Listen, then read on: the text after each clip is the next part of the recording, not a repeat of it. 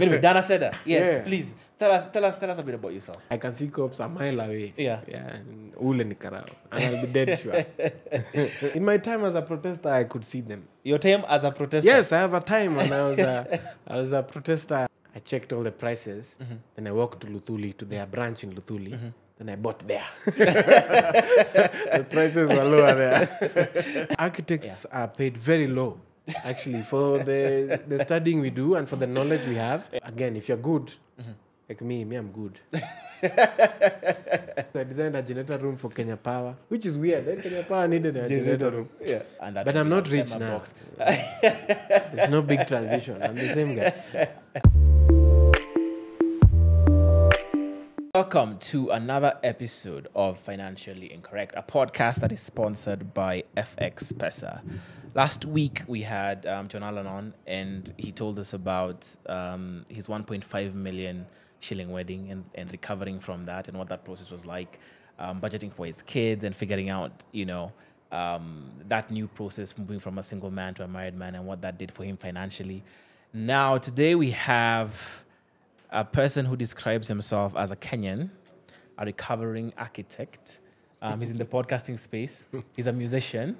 A good friend of mine, actually. Another good friend of mine. Last week I had another good friend of mine. And so today we have Dana Seda with us on Financially Incorrect. I'm glad to be here. Yeah? I'm waiting for the lunch after the show. There's no I lunch. hope you guys have There the is no lunch. lunch. You came at the wrong time. I mean, this is If you FX came on Pesa. time, there would have been lunch. There's discrimination. What we're ready. How coolly. Yeah. But anyway, what we need to do is talk to Collins, because I also didn't get lunch. But anyway, Dana Seda, yes, Yeah. please tell us a bit about yourself. It's a hard question when someone Yeah. asks you, tell them a bit about yourself. But what Whichever I've been bit you trying, want to tell us. what I've crystallized this to be these Yeah. days is I say, I'm a Kenyan, and then I am an Imagineer. An Imagineer. Yes. I like to spend my time thinking about what's possible. Yeah. In any Everywhere. any realm. I mean, I see you on the Twitter. X. It's called X these days. Yeah. On the X streets. Yeah. Yeah. Yeah, anyway, I mean, I've had a great chance to work in different sectors. Yeah. And I think what's been common for me across those places is I've always been trying to make something new. And so I don't want to describe myself as an architect anymore, or even as a musician, though I am. I just want to say, look, whatever space I'm in, I'm trying to do something new and something interesting. Do you think you identify yourself more with the work that you do, or like you yourself as a human being and whatever makes you innately you? I'm learning to stop identifying myself by the work I do. So that's been a learning process. That's why I'm trying to choose my words here. Yeah. But I think by default, everyone when I asked who are you, you tend to say what you do. What you do rather than Than who you actually are. Yeah. So do you think you know the answer to that question? Like who are you? I think I know part of it. I think I know the part that I've described, that I like to think of something new and exciting. I don't know if I know everything yet, but that's the journey of self-awareness that we are all on. One way or another. Hopefully these things get clearer for me as I go. Okay. Before we get into this proper conversation, I want to talk a bit about the product and the project you just launched. Yeah. I know you've been working on it for Years. Yes. You and I. When you we and met, I I was still working on it. You started working on it. Yeah. So you can tell us a bit about that and what we can expect. Yeah. For the podcasters in Africa, in Yeah. Kenya and Africa. Yeah. So, for my company, Semabox, we've just launched a podcast distribution platform called Wazo. Wazo, a Kiswahili word for thought. And what we're trying to achieve with Wazo is a reorganization of the podcast space where we can offer our creators a way to monetize from the word go. So we don't want to put any more, all the other platforms have you have to have this number of hours, and that's the best one, which is, I guess, YouTube, the ones who are willing to pay Africans. Right. Yes. The other platforms are not willing to pay Africans. They're not. So Not there's yet. nothing to discuss there. Yeah. But what we're trying to do is be different in maybe offer an opportunity where people can actually monetize directly. Yeah. And the goal is twofold. One is to actually get people to be paid on their platform. But the second goal is to offer enough competitive pressure to convince the bigger platforms also to pay African creators. So that's our goal. And this may sound like a stupid question, but why is monetization so important for you? To stay alive. Yeah. Yeah, we've launched, we work with so many podcasters, but we've launched at Summerbox, we launched well over 100 and something podcasts, maybe close to 200 that started with us. And we don't think that there's a large, maybe about 50 or 60 that are not alive anymore. Just because the creator just can't afford to create anymore. So they have to think of other things. So at the very least thing, some revenue is good because it keeps the creators hope in their creation. And it keeps them ticking over. So I would say that is one of the most important things. That if somebody can, and even 50 bob, it makes a big difference in how they view what they're creating and their motivation to keep creating. Yeah. And of course, we want everyone to be a millionaire, yes. Yeah. But we are aware that not everybody Is going to be a millionaire. Yeah. Okay, and that's a good segue now into our money conversation, no? maybe we start with where you grew up and where Dana said I was born and how I guess you moved through this world at those early stages. Yeah. I was born at an auspicious location. It's on the highway from Kisumu to Busia. In the UK. Yes, the UK within the tropics. There's an auspicious location just outside of Kisumu. Yeah. I was born there, a hospital called Chulaimbo. Yeah. Chulaimbo Health Center. I was born there. My family is from upper. My dad is from much higher up the road towards Busia, but I was born here. I spent beginning of my life back there in the village, and then we moved to Nairobi, where I grew up here between Kenyatta. If you've been to Magathi Way, because my folks work for the hospital.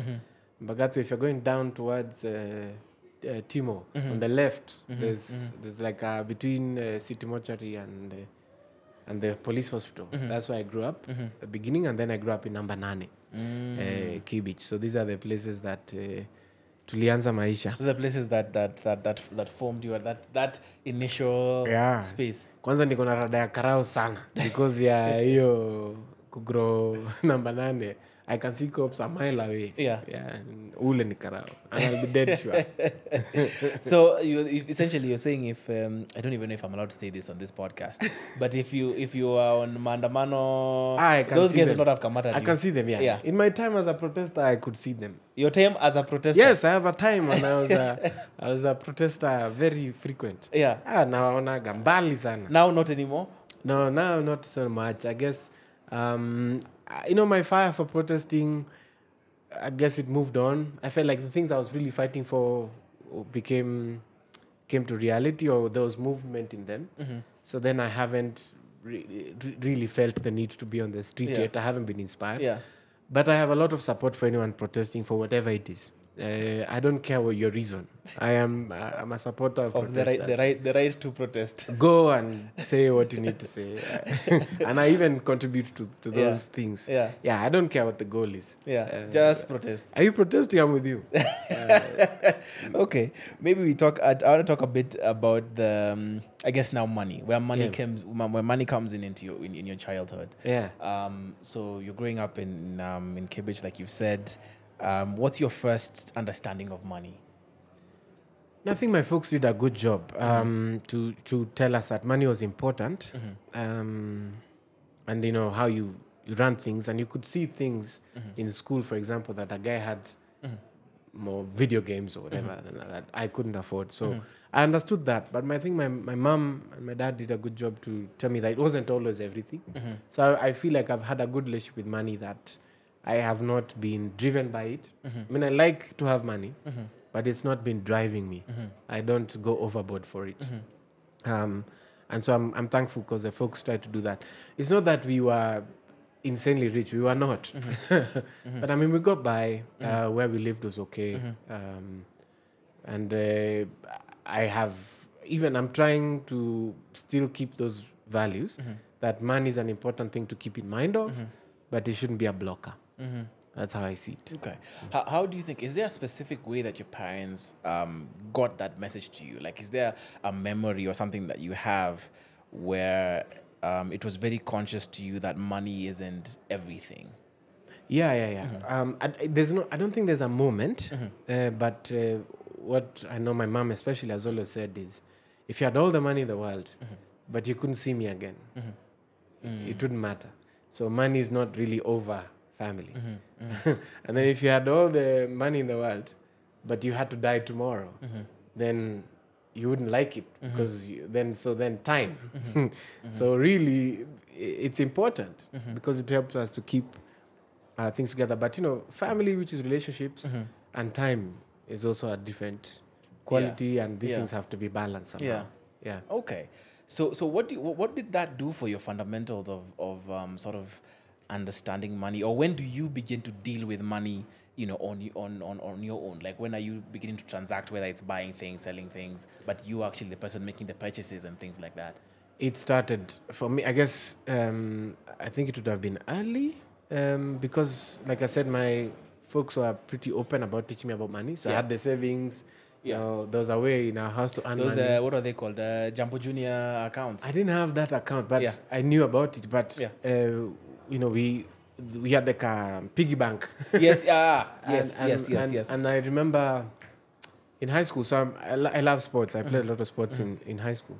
But I needed boots for football. But of course, these things were damn expensive. Still are. But mom was like, okay, we can save for it. If you do 50% of it, I'll save 50% of it. I'll then match you buy you 50. it. And dad as well. So it's like, fine, I will do this, we'll contribute to this thing. And that's just how we did it. So of course you earn your money from your dad because you're doing chores or whatever, which is what father tried to instill. And so these are chores in the house, like dishes. Chores, and then also just dad also had like very early makings of an allowance system. Okay. I guess now we can call it an allowance system, but he used to give you 20 bob. Okay. For your day, like 20 bob every other day. So ilikuwa sasa when utajipanga. Yeah. If you go and have, and to give context, this is 20 bob in 2000, early 2000s. Yeah. Apple. Okay. So So it was enough to actually get. You can something. buy mandazi. It wasn't the way the economy no. wasn't the way it is now. Yeah, you could buy Yeah. stuff. So Yeah. maybe the equivalent is like 100 bob, I think. Okay. So dad would do that every other day. So it was up to you sasa kujipanga. You spend it all on break or Or you save or you or you save. So I got into the habit of break kidogo, but then I got the habit of saving. And so that I remember buying my boots. I was in high school and I was very proud of those boots. The red boots. Yeah. Everyone in school knew that I had the red boots. Were they Nike? Were they Puma? Were they Adidas? They were Nike boots. Yeah, because everyone The red remembers their ones. first boots. I my first boots were Mercurial R9, I believe. They were silver. The R9s, yes. Yeah, mine was silver. Yes. Yeah. Mine were red. Yeah. And those were, everyone knew I had those Yeah. things. I sold mine to a classmate. You sold them. Yeah, well, Me, I still have them. Till today. mine was an interesting story. So my classmate, his name was Abdul actually. We were playing. I can't remember who we were playing, but he had just moved to the school. Yeah. And he was playing as a striker. Yeah. And he didn't have boots on the day. Right. So he asked for mine, and I very rarely, in fact, I never really gave them up. I was like, you know what, fine. So I Yeah. gave him the boots. He scored 2 goals, and he Oh. was sure that it was the boots that so he was like, no, So you like, just have nah, to let's give do me a the boots. deal. I gave him the boots. I don't think he scored another goal that season. Oh, Lord. So it wasn't the boots. But anyway, yeah, that's my story with the boots. But okay, yeah. So the boots are definitely the first purchase. Yeah. Yeah. I First thing that remember you going actually around purchased. looking for a place to buy boots. Yeah. I went to some shops in Tao. Yeah. I got lost in Tao. I'd never been. Nilipotea sana. But eventually, I spent like 2 weeks. Finally bought them. Were these are these the Nairobi Sports House brand new boots or the second-hand boots? Because like mine was No, second-hand. mine I bought at Sports House. Sports House. Yes. So you were doing like I went for the boots. Like I used to go to Sports House and look okay. at the just at the selection. yeah For like an hour and then Yeah. go home. yeah Um, and just marvel at I what just like what- I'm gonna what you buy. could Yeah, do. but especially that time when I was getting lost, I knew Yeah. my way to Sports House. yeah And then now my way after- back to Kencom to Yeah. get the ride home. yeah So I used to do that trip. Then the day I was buying, I don't know what happened. I got lost.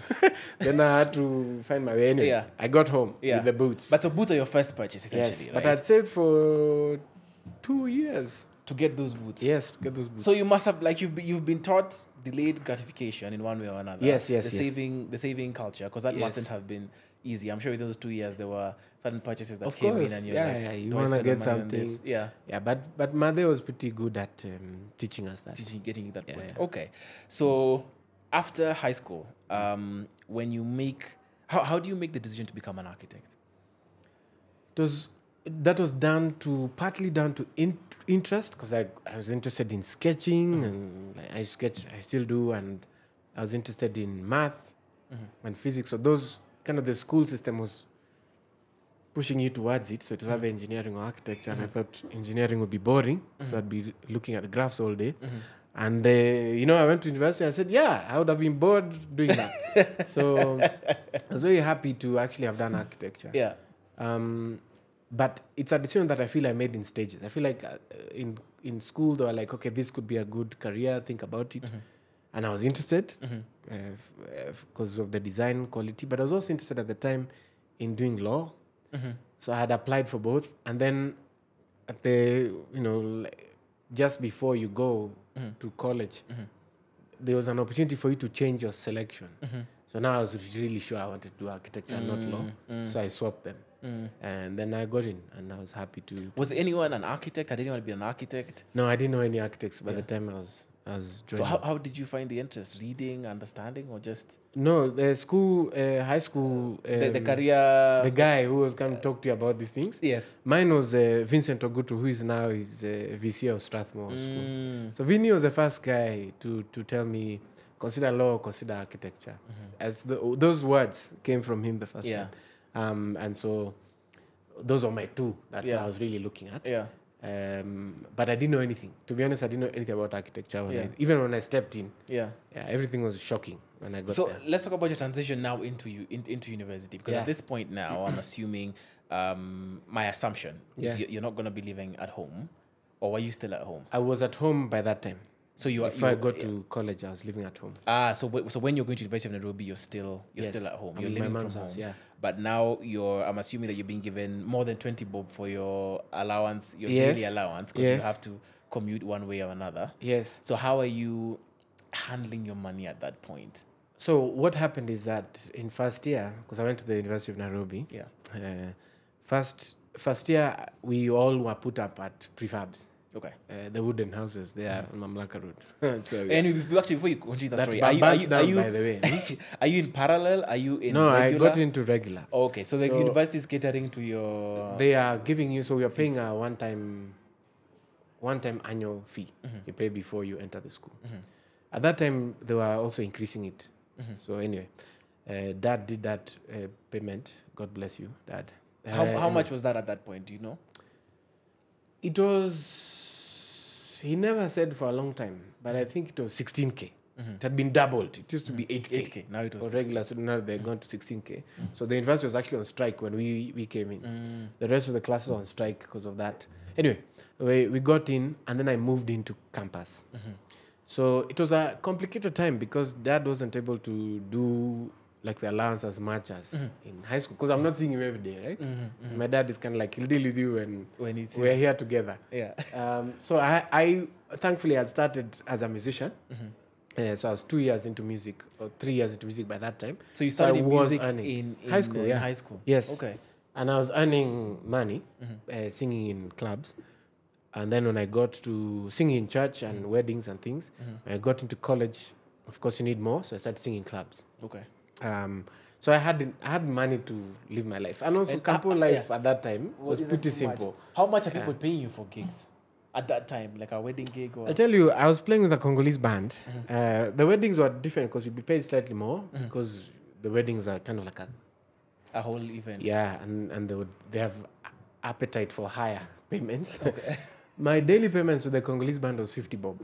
50 bob a day. 50 bob a day. And let me tell you how it works with a Congolese band. If you're a new singer, which I was, you sing between 6 and 10. For 4 hours? Yes, between that time. You will not sing the whole time, but you'll sing, but that's your window. The superstars come in at 11. So the medium guys come at 10, 9, 10. Then the superstars come at 11 and they play till 1, prime time. So them they get paid higher. So then they might be paid 3K a night. But as we were watu wa kwanza 50 bob.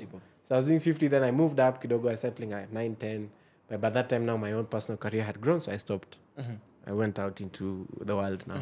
But that was the nature of my earnings. Yeah. At that time. Yeah. Okay, so by the time now you're branching off and you're doing you're saying at the clubs, is that you individually or that's still with the Congolese band? So at the clubs I'm with the Congolese clubs band, with the Congolese and band. then my personal career kicks off, and then I stop altogether, and I start running my own band. Yeah. Okay. There's like a windfall that happened there that enabled that. What was the I got a call. I got a call from this guy. He said, mimi naitwa, I won't say his name. Yeah. Nafanya kazi hapa River Road. Na hii wimbo yako tumesikia kwa you had released a single. Like, by that time I had my album out supported by Kijiji Records, the first record, and I had 2 hit songs there. So these guys had picked up on the hit songs, Sana Sana and Wacho Aseme. So they wanted to buy rights to Sana Sana. So the guy called me to a place in Tahoe, opposite Nairobi Sports. There used to be like a shop there. These days it's just clothes. That time it used to be like a restaurant. Yeah, he sat me down there and counted 400K in an envelope and gave it to me. Told me and gave me a contract. Yeah. He said, Sasa tumeadikiana. For the next 8 years, I'll be selling this song. I mean, I'm on campus, this guy has 400K. I said, yes. Absolutely, yes. Did you read through the contract? I never read through the contract. I have no clue what the contract said. So you could still have the rights to do I it. knew this dude had said 8 years. Yeah. I saw the number 8. You said... I said, I will live to beyond 8 years. Yeah. Give me the 400K. Yeah. So it was a bad corporate decision, but it was a good financial. How much do you think you made from that song? I don't know. They were putting it, at the time, River Road there was no distribution platform for music when that song came out, 2005, 6. By the time we're talking to this guy, it's 2008, I guess. I don't think there was so he was putting it in a CD with other songs. Then they were selling it. So I don't know how much they made. I honestly don't care. I gave me 400K. I was very happy. I said 400K cash. Cash in an envelope. Is that the first time you see I guess money of that amount? Yes. And do you panic when you're leaving? I panicked. Now? Do you panic? Yeah, I think I half ran from town to campus. I think I half ran. Yeah. Because I thought I'd be robbed, Yeah. So I was actually running. I had this money in my backpack and I was just running. I got to campus. I got my room. I locked the door. I locked my roommate out. I locked the door. I sat inside and thought about life. Yeah.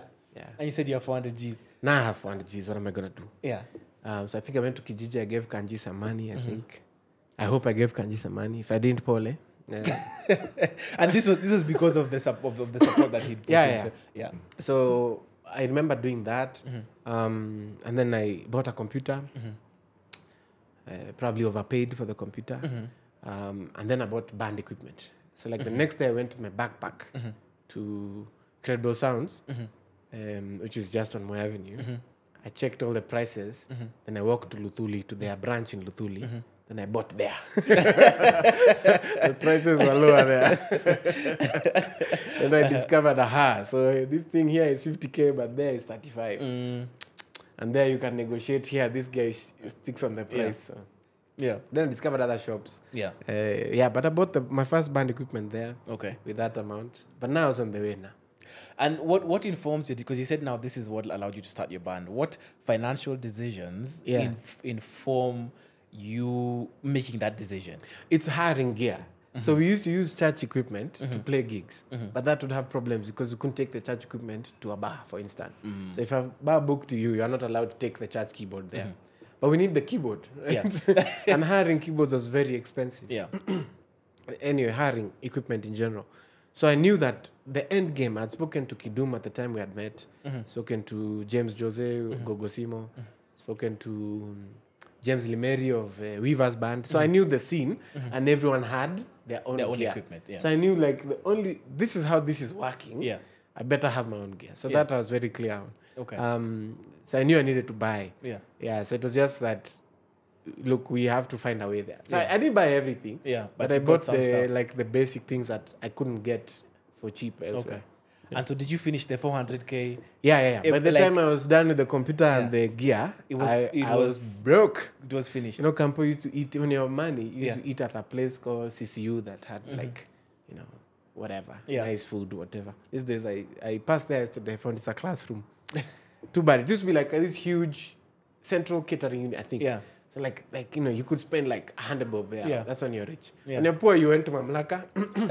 You spend 12 bob. And you're fine. And you'll survive. There's food enough for you to survive. Yeah.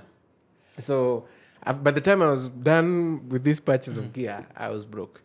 And nilikuwa nakula ugali supu. And how long then do you go from now? You finish your 400K, you have some band equipment, you're starting your band, to when you get your next gig? It took some time. It took quite a bit of time. It took more than I thought. It took much longer than I thought. And in that period, you're just sitting with your equipment inside my campus room. Inside your campus room. Yeah, my campus room was like from here till the With ceiling equipment. with gear. Yeah, in fact. And what are you telling your roommate at this point? They were just used to it. They used to it. And the more senior I got, the senior, you start getting single rooms. Yeah. My room, everyone knew that guy's room is full of gear. Yeah. Yeah, I had mixers. Give me. Yeah. That's just what it was. You live with it. Yeah. Because that's what it is. But it took a while. I don't remember how long, but it took quite a while. I remember being broke for a while. Yeah. Considered selling them. I didn't. But then I got a wedding. So and we were not asked to perform at the wedding. We just asked to provide PA. So I brought the PA. So you charged them for the PA? Charged them for the PA. Okay. And that was another learning process because I undercharged. The transport was a big cost. Yeah. But now I knew, okay. If you're charging now, you factor in transport. and I factor in the guy who's carrying the gear for you, right? And also think about your own schedule. Like, are you going to be here the whole day? Do you hire a guy? to watch the equipment. Yeah. Okay. So that's how that started. And so this period while you're in uni, you're essentially surviving off of... Are you getting a bursary from the government? No, the government had one, but I didn't apply for one. Or you didn't apply for Never one? applied for one. So you're surviving on your pocket money, whatever your dad's sending you? Yeah. Like I used to see my dad, generally I would see him once a week because my folks were in Nairobi. So I would go on like Sato, see him. So he'd break you off something. Yeah.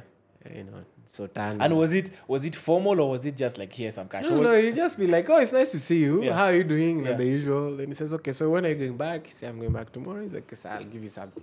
Yeah. So you'll get like, there was no real. It wasn't like, oh, this is what I need, No, these are no, expenses. no. Oh, but it was enough to cater to whatever expenses you had at the time. No, I was grateful to have it. I think my dad was very clear by that time that, look, you need to Figure yourself out. You need to start thinking about this. So whatever he gave me, I think was useful to me.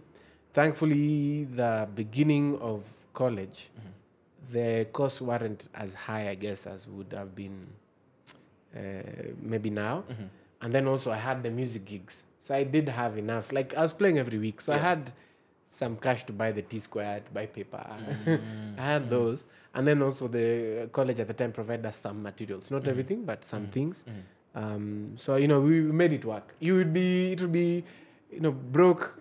And then then you some recover. money, So I know my gig I used to play a gig on Thursdays. Yeah. So between Monday and Thursday, I'm broke, but then Thursday I'm rich. And, and Thursday is a club gig. Thursday is a club. And how much is the club paying you now at this point? Because now you have your own band. Now I'm going with my own yeah. gear and my band. That time the club is paying us 35K a night. A night. So I had the Thursday gig and a Sunday gig. Okay. At the beginning. Yeah. So I'd pay. I actually used to pay the band a salary. Yeah, I used to pay the band a salary.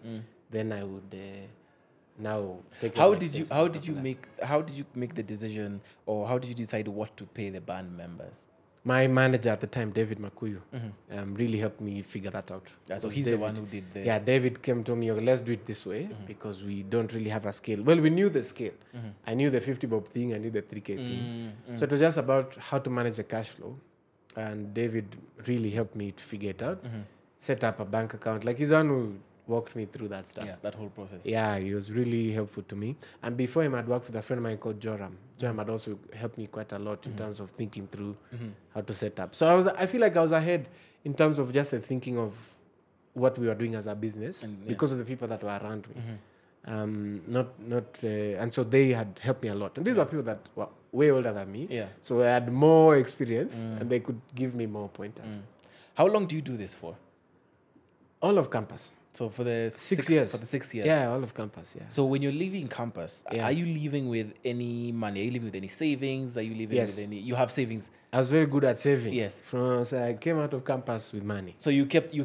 So whatever money you were making, there's a certain percentage you were saving. Yeah. And by the time I'm in 60, I'm charging 400K a show. Oh, you're charging 400K a show. Yeah. So when does that jump happen?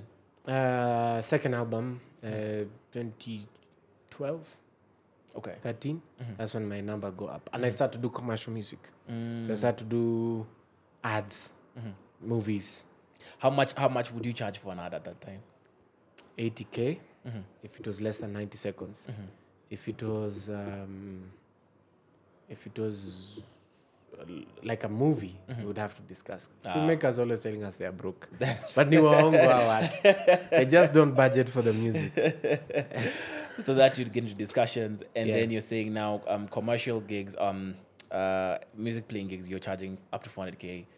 Yeah, I'm charging gig. 400K for like events. Yeah. But we are taking by that time 50, 60K for bar gigs. Yeah, because I was the hottest bar property at At the that time. time.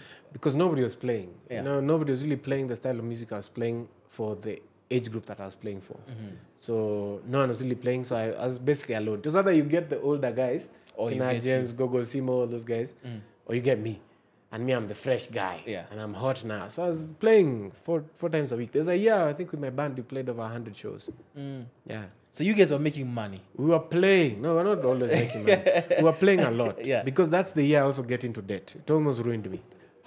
Wait, hold on. So I'm trying to understand. So because you have a manager who's coming in managing the cash flow. Yes. Seems like there's a pretty good system and understanding of where your revenues are coming from. Yes. From the commercial ads that are coming, Yeah. the gigs that you're playing, the big events that you're playing. Yeah. So how do you land in debt? Because it sounds like a good Well, there's system. transition also because my manager had to go on to other things. Yes. So he wasn't daily managing me now. Okay. So that's the first domino. The second domino is my costs are higher. Okay. Because I now have to pay rent.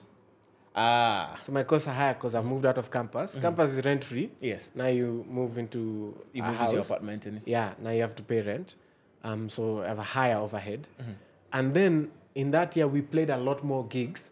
And so by playing more, the admin side of follow-ups, Also goes invoicing, it goes up, but then I fell behind. So the first things, I wasn't invoicing on time. I wasn't. Those things were happening. And so we ended up in a position where you have a lot, you're rich, invoice rich.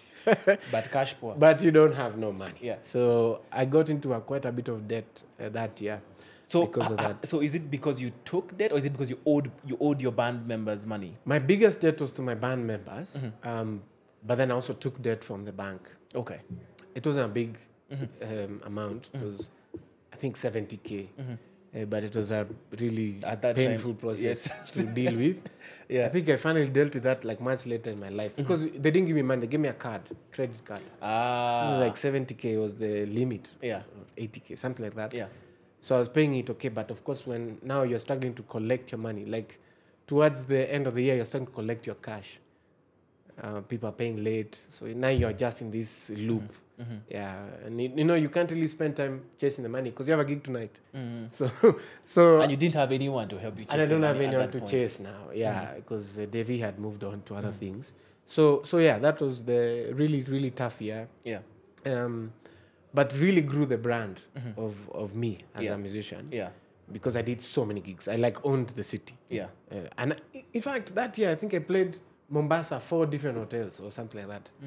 I had an acoustic gig at this one, they had Christmas Harper. Yeah. I was playing because, this is the hottest property in live music. So And just a question, just for context. How difficult was it for you to get to that seemingly very profitable position that you were in terms of establishing yourself in the industry, and then picking out a specific niche, and then networking enough to be able to, to be able book to do the gigs. 100, to book 100 gigs. I'm assuming that's quite a bit of networking that you have to do with different different clubs and.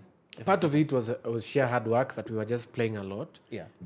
Part of it is that we were very good. Yeah. And then the part of it was good luck. So, Yes. and I think David, being part of my management team, had helped with a big chunk of all of that. In terms of placing me in the right positioning. RK Kimanzi as well was very useful to me because he put my music in a specific sound and style. And at some point, it was, if you couldn't book Kidum, then you booked me. And Kidum was like the number one property. Yeah. Obviously being paid a heck of a lot of money. But he would take many gigs and then he wouldn't pitch up. Because you take a gig, like you take like Thursday, Friday, Saturday. Yeah. And then the Friday guy Yeah. would be, let's say he took, actually a Thursday, let's say he took a Thursday gig. And I'm sorry for this, but he would take the gig on Thursday. Yeah. Another guy would book him on Thursday. He'd return the money for the initial guy. Yeah. Then you'd take this other gig. If it was more, if Yeah. he was paying more. Yes. So then this guy would call me. Maybe like, Because at the time we were playing at, how that happened is, we used to be booked in clubs next door to each other. So on the same day. So Kidum would be playing there on Wednesday. Yeah. And I would be playing here. So no, there on Thursday, and I'll be playing here. So hapa na hapa. And then on Wednesday, he would be playing here. So the audience was kind of used to come on Wednesday, watch Kidum. then Come on Thursday, watch Dan. Yeah. And then if you don't like Dan, go across the street. Kidum will be there. He'll still be there, right? Yeah. So we are now this loop. So if you don't have this guy, you have this guy. And all these guys have our numbers. Yeah. So I feel like playing right under Kina Kidum, Yeah. and I think Gogosimo to some extent with that as well, was helpful to me because if those guys were not available, they would be booking me. Yeah. And so that's what kind of make it Yeah. possible for me to be occupying a space. Yeah. And now because I was doing the English music, those guys were doing like the cover music and the Kiswahili music and covering that section. I was singing now the more English urban stuff. Right. And like if you want that audience and you don't get those guys, you come directly to me. Yeah. Yeah. And so that was as I was saying, it's luck. Yeah. I was happy to be In that position that and had been, younger than them, Yes. right? Because then I could play that. yeah, that had been created for you Yes. inadvertently. Because the other option was Eric. And Eric was and way Eric was- more yeah, expensive. yeah, So it's like, yeah, okay, we can't afford this guy. Let's Yeah, do yeah. this middle guy. Yeah. Yeah. Okay. So how do you sort out your cash flow issues? A windfall. Another windfall, which is luck, eh? Yeah. But, well, part branding, part luck. The beginning of the next year when I'm really in debt, I haven't paid rent. My landlady sent me those letters. Let me ask, actually. Let me It's the just first ask. time I received those letters. Let me ask, because I don't think we've sort of interrogated that topic on this podcast yet. When you're not paying, when you're not meeting your bills, when you're not meeting your rent, what's that like? Emotionally, physically, psychologically, what's that process Very like? heavy. Yeah. It's very, very heavy. And if you know me, I pay early. Yeah. Yeah. May I pay my people early. Yeah. I never want, like, I'm part of the trauma of that year. I was like, Yeah. I cannot be responsible for, Yeah. I can't be responsible for this guy's family not being able to eat. Yeah. Yeah, because I haven't paid him. So it was stressful. Very for stressful, you. yeah. Yeah. I mean, what I eventually got into with my band, especially, I didn't care about the bank. Yeah. I cared more about the band. And what I got into was I'd pay some amount every month. So whatever I work, I did. And that time I also went back to working as an architect Okay. because I needed this thing You to. needed money. to and work, yeah. and so when your landlady is calling you, Yeah. are you doing those things of ignore two calls, pick No, up no, no. one, Me, I've always or- picked up. Yeah. I'd pick up and I'll tell her You tell her, look, you're gonna have to give me some time. yeah. She was very, to be honest, she had a lot of grace at the beginning. I think towards the end, she just got frustrated because I think she was fighting a mortgage. So she was also under pressure. So towards the end, she was like, listen, you've got to go. Yeah. And I left, no problem. But at the beginning, she had a lot of grace. Yeah. And we're actually still in touch Okay. with that particular landlady. Okay, Still so in back touch. to the back. Okay, so wait, because you mentioned that you got back into architecture. Yeah, so I'm working as an architect also. yeah, so I'm let's- playing gigs at night. Okay. So let's talk about maybe because you've done the music. Let's talk about the architect Yeah. side of things. When you finish, Yeah. where do you start working? How much are they paying you? That's what we want The to know. architects are paid very low, actually, for the studying we do and for the knowledge we have. Yeah. The pay scale is very low. Yeah. So when I got in, I didn't get a job the first 3 or 4 months. I eventually started working for my first boss, Kimti. Great boss, Yeah. taught me a lot, but he only had one project because his firm had just started. Yeah. So we had just agreed a project fee, Okay. which you run through very quickly. Yes. And the project was supposed to be 4 to 6 weeks. So then the numbers would have made sense. Yes. But the nature of design, 3 months in, we are still on At this it. thing. Yeah. But Kimti taught me a lot about architecture. I appreciate that. Taught me a lot about how Nairobi's approval process, development control. Hey man, I learned so much. Story for another podcast. Yes. But after I left Kimti's place, Yes, but you've not told us how much they're paying. You said it's very low. he paid me a project fee for like it was 80K. It wasn't a monthly thing. Okay. It was 80K. He said, for this project, help me, I'll give you 80K. My client is paying me this much. Yeah. It wasn't a big project. It made sense to me anyway. Yeah. So we did it. Of course, we overran things, whatever. We had a few fights, but still love and respect him. And then now I got another job, which didn't stay for very long, but that was like 35K a month. Okay. Then I You know what I couldn't wonder? do that. As you're talking about those Left. figures, as you're talking about those figures, what I wonder is how come for professional? Because I'm a trained lawyer by Yes. profession, and I remember, I guess through the Pupillage and those yeah, things. I was like, like we'll get money, we'll get money, and then You're you shocked. get your first, you get your first Yeah. sort of offer. I know, like the big law firms maybe will be at your starting maybe like 100 and something. Yeah. But the average law firm, you're They're low. anywhere between 35 to Yes. to 100. So me, when I Yeah. worked for a formal architecture firm, Yeah. where now it is a firm, not Yeah. like, Kimti was small. He was Yeah. just starting. And then the next guy I worked for was also just starting, Yeah. although he had more projects than Kimti, Than but Kimti, yeah. still low. yeah. When I worked for a formal, my take-home pay was 55K. 55 Take per home. month. Yeah, That's the take home. net. Yeah, so I think my gross was like 63 Yeah. or something, if the math works out. Something like that. Yeah. No medical. No No benefits. Nothing. It was startup style. Yeah. So yeah, that's what it was. So That by- guy we fought though. Tuliwachana kwa vita. Hata leo hatuwezi ongea. So I had words. I still have words. you still have words, even now. Yeah, You still for have him, I words. still have Yeah. words. So when you're saying that you're now sort of having architecture, try to sort of Because I get went your back bills. more full time. I'd initially said to draw down my architecture work. Yeah. Because music was taking off. Was taking off. But then when I got into this thing of the late payments and whatever, because I had a band basically in Mutiny, yeah. right? So I had to basically stop. Let me get money and pay you guys. Yeah, and then went back into architecture to kind of clear the debts. So eventually it took me like 8 months, but I paid everyone.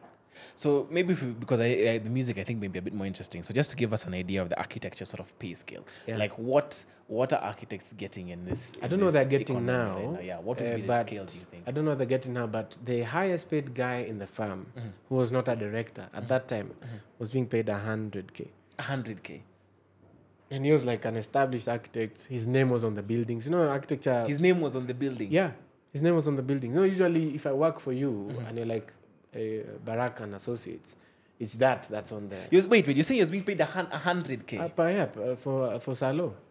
So he quit. He didn't stay very long. He quit because his name was on the building. So I think the guy quit. Was like, but we needed it. Is that the specific architecture firm that was I think it was problematic? that architecture firm that was problematic. I think when Not so much I think other architecture firms were probably paying more, but at the time I didn't have a job, so this was the job this I was had. your- Yeah. your- So I think maybe other guys were paying more. Yeah. But I guess this is your story. I guess it's yours. This is what I went through. Yeah, this is what you went through. Yeah. So, Okay.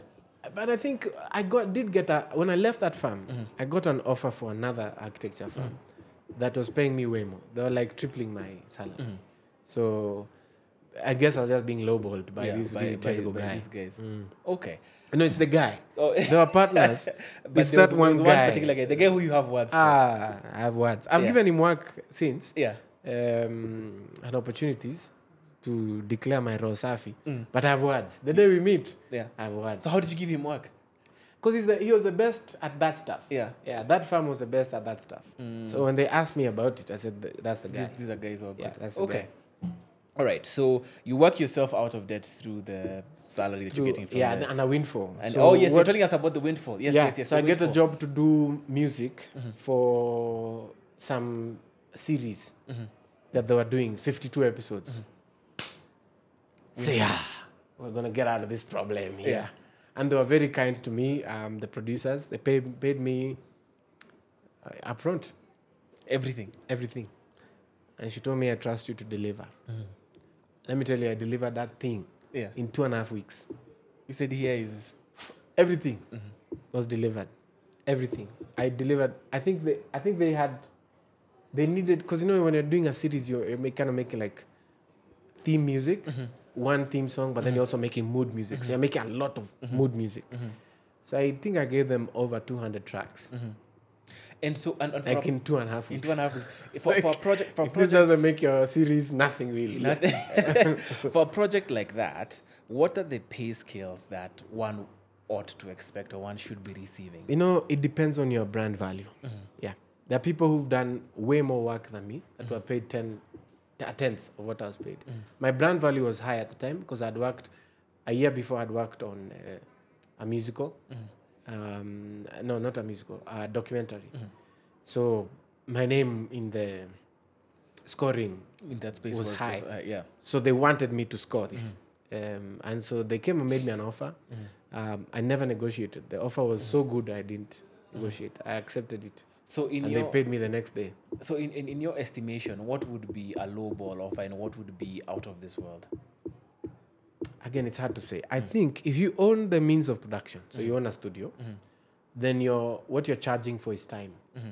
So the rate I think that is fair for the best, let's say medium to good guys, $50 to $65 an hour. So now how many hours is this project gonna take you? Again, if you're good, like me, I'm good. I don't charge $6,500. I don't charge $65 an hour. I charge much higher. Yeah. But I deliver much sooner. Again, because I'm good. But other people charge at the hour. Yeah. So $65. I think right now I got a quote from SA. Someone was charging $65 per hour. They're charging 5 hours. That's the number. But that work, tomorrow you have the work. But my number is higher. Yeah. So it comes to, I think charging for creative work, what I believe is you charge, this is for my formula, direct costs, so that you cover them, brand value, profit.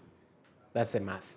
So if you can figure out it that way, it's good. But pay scales, that's what it is. Okay. And so at this time, you get the windfall, you clear your debt. Yeah. Then what do you do with your money then at that point? Savings, always good. And then at the time, I also had an opportunity to go work in the States for a while. As an architect, as a musician, Writing code.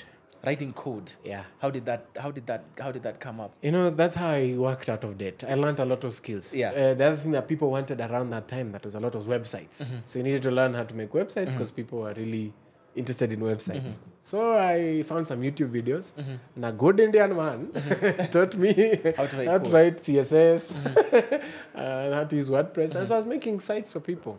And I learned enough, crossed over into, SQL, some basic SQL database stuff.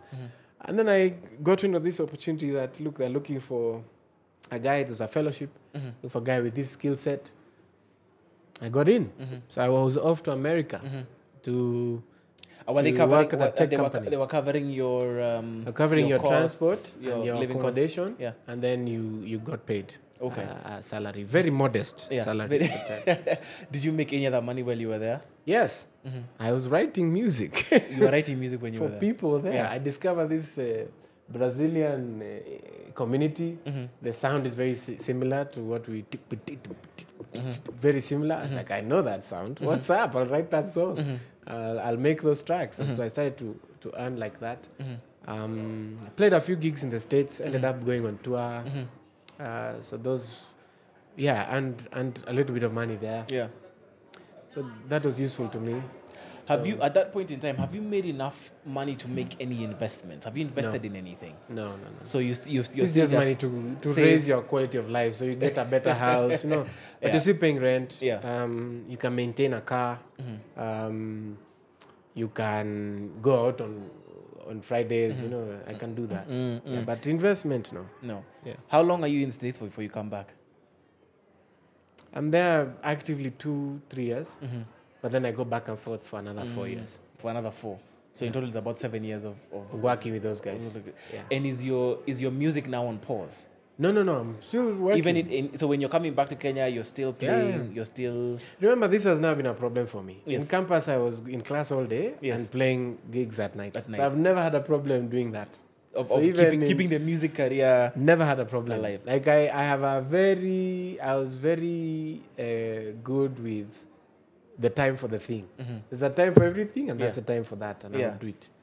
What about your architecture then? That When do you put that? that is affected. That's the one that suffered because let me tell you, I'm being the kind of very vision-driven guy. Architecture was jarring for me in how repetitive the tasks were, and how annoying the practice of architecture in Kenya Yeah. was. I don't know if it's changed, and I blame a lot on that boss. Because he's the Why one he- who was introducing me to the Oh, practice of architecture. okay. And he was so shitty at it. Yeah. Sorry.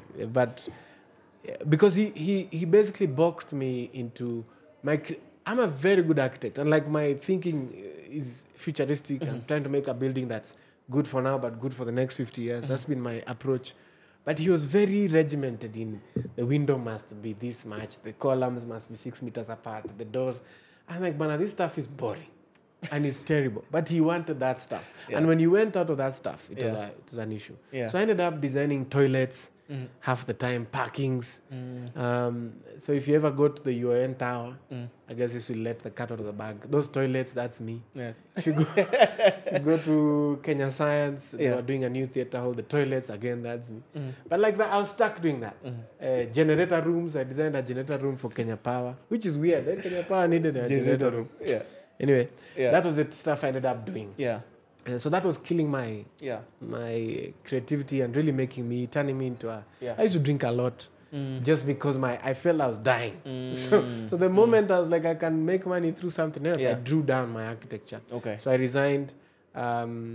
That's why I was given an offer in this other architecture firm. I Yeah. didn't take You it. didn't take it. You're Yeah, like, this I architecture. thought these guys are going to toilets kill and me. generator rooms These and guys are going to it's keep me in the not me. toilets again. So Yeah. I watch and talk. And I at left this time, over this 7-year period, do you feel like you're making enough money for the things that you want to do and achieve in this life? Yes and no. I guess there's never enough money, but like I said, I've never had a relationship with money where I'm so interested in it. Yeah. But I was okay. To be You didn't honest. owe anyone money. Didn't owe anybody money. Yeah. You We were were making saving. projects. Yeah. Yeah. I also was running a studio now in Nairobi. So we are doing that work as well, making our payments. It's okay. Creating a job here and there. Okay. Kosawa. And tell us a bit now about the transition from there to, I guess, where we are now. Yeah. Here. And that But I'm we not have rich Sema now. Box. There's no big transition. I'm the same guy. Yeah. I guess with Sema Box, Yeah. The transition from there to here, yeah. I was more, having had the experiences I'd had from band, the first studios I set up, working for the Americans, coming back. By the time I'm setting up Summerbox, my view on what it takes to build a brand or build a company is very different. This time I know. The first time I didn't know. But this time I feel like I got in with knowledge. I have very clear purpose. This is where I'm going. And so it felt... It was still hard work, and it's still hard work today because we're still building. But it felt like I had a better understanding of where I wanted to go. Yeah, and I was willing to pay the price to go there. Yeah, What was that price? Or what is that my price? social life is dead. First of all, can't meet anyone. I never have time for anyone, which is unfortunate. So obviously, personal life, those relationships are suffering because I'm busy. And it's not that I want to be busy. It's that everything is really urgent at the moment. So you have to do it, everything, because we are bootstrapping, Yeah. So you can't really afford Yeah. 10 developers. So Yeah. every once in a while, I'm the one. Who's coding something? Yeah, you're the one kind of debugging something because, you can't afford a second dev or a third dev to do that. Right? And even in the development of Summerbox, where did you get the investment to even just start off? Because I had the first studio. So the initial investment in Summerbox was pretty low. It was forming the relationship with Baraza Media Lab and then the equipment. But I owned the equipment already. So the equipment wasn't a big step. I mean, of course, I had to change because I had equipment for music. Yeah. So I needed to change. But I was able to sell some of that and buy. So that wasn't a big Step per se. The step was sustaining it. Yeah, the initial investment was low, but growing a market Because when we started Semabox, even what's happening here wasn't happening. People didn't have this. Yeah. So we were almost the only place you could do this type of thing. Yeah. Or you had to suffer in some Tao situation. You know, it was complex. Yeah. So we had to almost build the market and then build the service for the market. So keeping Sandbox alive was the biggest challenge. Yeah. Is that where all your eggs, all your eggs in a basket, so to speak, are at? Is that where your investment is at? I think majority of my investment is there. Like I said, I don't come from a lot, so investing as a thing is not that big. I have interest in the village, so that nobody beats me with a stick. You have somewhere to Sokoto, go. msinipige anywhere. Mimi, once I cross huko ma 70, Yeah. muniwache huko. Yeah. Nobody's gonna beat me. This is my place.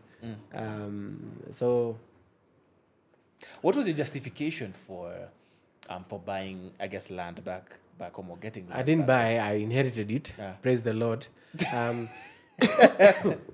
But the justification for me was I've always had a very good connection with that place. Okay. And so I wanted somewhere. And I wanted to be connected to it in a very direct way. So when my dad said, listen, I can hand this part over to you, I was more than happy. I was ready to go there and sleep in a tent. Yeah. And that, I actually did that. So I've always had a very keen connection. And I also feel strongly from those of us that are from Western, if those of us who are from Nairobi, outskirts of Nairobi, if your Ushago is 2 hours away, this doesn't apply to you. You can stop now. Yeah. Those of us who come from Western, Yeah. Where you have to. our places are far. Yeah. And so to go, for instance, a road trip to my place is 8 hours, right? When mpaka nifike, Yeah. it's 7 to 8 hours. And that's, I'm gunning it. It can be 12. So when we are there, there isn't a lot of commerce coming with us, like a person who comes from Ndenderu, which is basically Nairobi, because of politically everything. So CC, we have a bigger obligation to invest there, because if we don't invest, nobody will. Government is not investing now. They haven't for how many years now? For years, yeah? Yeah. So sisi tusipojenga huko Yeah. and like insist and do amenities, shops, like just do these things. There are guys there who have shops that don't sell anything, but the shop is there. Yeah. And I was like, these guys are ahead. Because one day we'll have something to sell here. But say hatuna, but let it be. We now go there, we chill. Yeah, We yeah. sit there in the afternoons, we all drink a kasoda. That's how Yeah, he gets yeah. his cash flow when we are there. So we have a greater responsibility to invest there. And so I've always felt that. I've always felt that weight of responsibility to do something there. So I have big dreams. I'm trying to do something there. Yeah. But that's it. That's the end of my investment there. There's your investment there, and everything else is intellectual and insofar. Yeah, as, then we have intellectual property, and then we have the company which we are trying to sell and grow. Well, not to sell, but to grow. grow, yeah. Then eventually maybe we bring investors, we'll see. Yeah. But that's it. I'm not one of those guys with a portfolio. I don't. You and I are. I don't. If you rob me today, you can get this jacket, which is from Avido. Pretty And the expensive watch. jacket. Probably the watch. The watch. It's a yeah. pretty nice watch, Yeah. yes. But then that's it. Yeah. Hakuna kitu ingine utapata. Yeah. Okay. What's your ambition, do you think? Like in your next, I know you said money is not a big thing for you personally. Yeah, it's not a central But we're thing. saying 10, 20 years from now. I mean, what I'd love would to be- have money. What would be your It's ambition? just not the thing I go for. Your monetary ambition, specifically speaking. Monetary ambition. I think I'd love to be comfortable.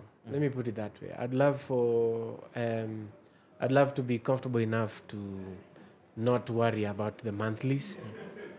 I'd like to be able to manage the team that I manage financially for them to be financially secure. And I'd like my family to be in some level of financial security. So those are, I would say, the things. So I want to be able to do things. I want my team to be able to do things. And then I want my family to be in a place where they are not in an emergency situation about money. Okay. Yeah, that's it. I don't really want to be a... An Elon Musk. Or No, I don't have any ambitions of those. desires to be that. I mean, even if I am, and maybe, I don't know, but even if I become, I don't really want it to be a part of my brand. Yeah, I'd be happier. As a quiet billionaire. Yeah. Maybe that. Yeah. Maybe that where you have this billion, so you can make a difference somewhere, but it's not really that. The way they give you that tag, they say, so and so investor, SG, industrialist. I don't want that. I just want to be a guy who's thinking about things and hopefully doing things that are moving us as a country forward or as a community forward. Yeah. That's it. I don't want to own a bank, in other words. If it's too much for the bank, it's too much for me. Okay. I'll give it away probably. Okay. Maybe. Final question, and I guess I ask a good majority of the people who come onto this podcast this. In a vacuum, in a vacuum, monetarily speaking, would you have made different choices? Yes. Yeah. Yeah. I think my pace of investment, I could have, in growing the companies, I could have slowed it down. I think that would have given is a better financial decision. That time I took that debt, I think that was a problem. I feel like that delayed me for at least a year, because then I had worked for a year to pay it off. So off the top of my head, those are the big ones. I think there are some of these personal decisions you make, but the personal ones, I kind of put them in the category of emotional. You buy something, it's an emotional decision. You shouldn't have bought it, but it made you feel nice. So I think there, I don't approach it too much with the balance sheet or the P&L. I think if something made you happy, that was the value of that. The value of that thing at that particular time. Yeah. I know people who bought like big cars and they regret, but the thing made you happy. So I guess to some extent it's okay. Yeah. For me, buying equipment, like production equipment, has always been a and kind of issue I itch to buy. So, but it makes me happy to have good gear. Yeah. So to some extent, I think that's okay. But all in all, existentially speaking, you have no regrets. I mean, I have the few regrets, but not big ones, no. Like you wouldn't have pursued another career, you wouldn't have pursued the law maybe? No, none of that. None of that. I think the only career I would have pursued that I feel like I didn't was I was interested in media and I didn't pursue that earlier. Directly. Maybe directly. Maybe that. But otherwise, no. Otherwise, no. Okay. Niko sawa. I'm pretty content with where things are. Okay. Yeah. Well, that was us, and that was Dana Saida. I think a rather philosophical take or conversation on money and his views on money. I found it really interesting. I hope you did as well. Thanks for coming, Dan. It's a pleasure. Yeah, and we'll see if we'll have you next time, and then we can speak after this. We can have a we need a camera in-camera conversation. Okay, thanks. That was Financially Incorrect. Please remember to subscribe to our social media handles. That's on Twitter, Instagram, TikTok, financially_incorrect. And we'll see you guys in the next episode.